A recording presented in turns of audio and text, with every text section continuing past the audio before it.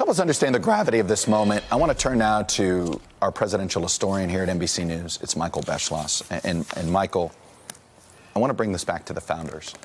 Always a good idea. Because I have you here, number one. But it's also because I cannot emphasize enough how much foreign interference and foreign, essentially, manipulation of paranoia about it, frankly, in Philadelphia when they were doing. I mean, the basis of so many things in our Constitution has to do with this issue of foreign interference. The Emoluments Clause being the best example of this. Can you help shed more light on this? Well, early on, they were worried about that. You know, what I can tell you just to tell the history is that they were worried that countries that did not want to see the United States exist for very long might come in and use their influence to make sure that the United States was strangled in the cradle. Or be a subservient to another power. Perhaps. And especially England, because we had fought a war against England in the Revolutionary War we won.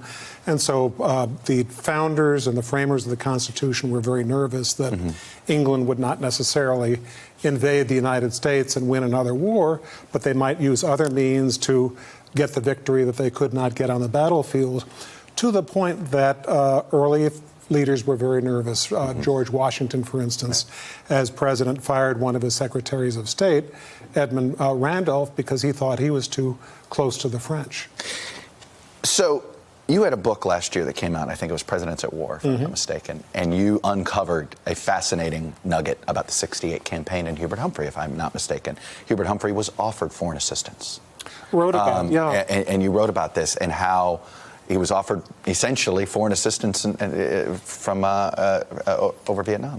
Yes, exactly. Well, presidential candidates for years were offered assistance by the Soviets quietly, and sometimes other countries, and rejected it pretty consistently. So that is something that came up.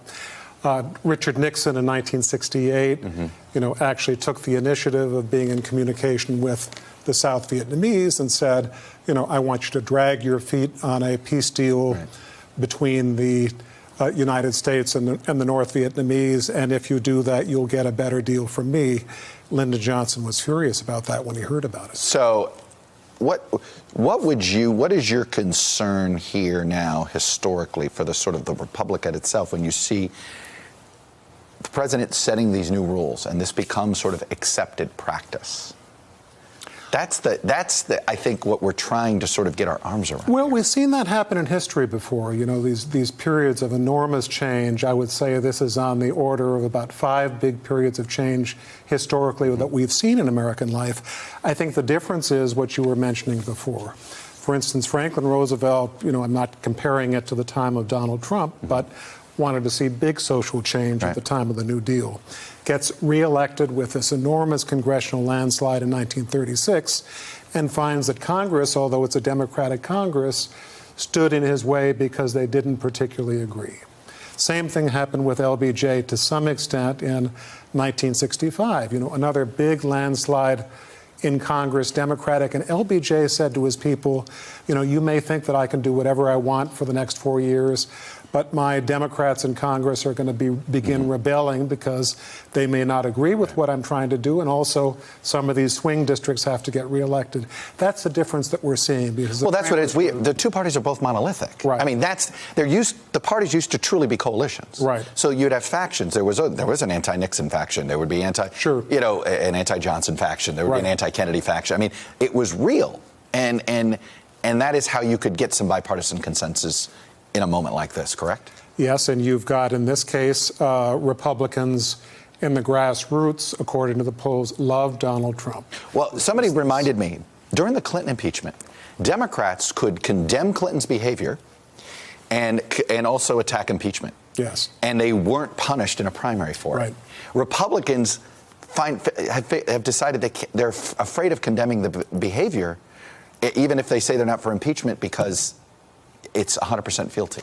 That's where this is coming from. And so what you don't see is what you saw with FDR and with LBJ, which is their own party in Congress saying, I'm for some of the things that you're doing, I'm not for others. A lot of people sounded the alarm about Donald Trump 3 years ago. Today should be a moment that should be speaking louder to folks. It's obviously not. Maybe I'm wrong, but it doesn't feel like it is.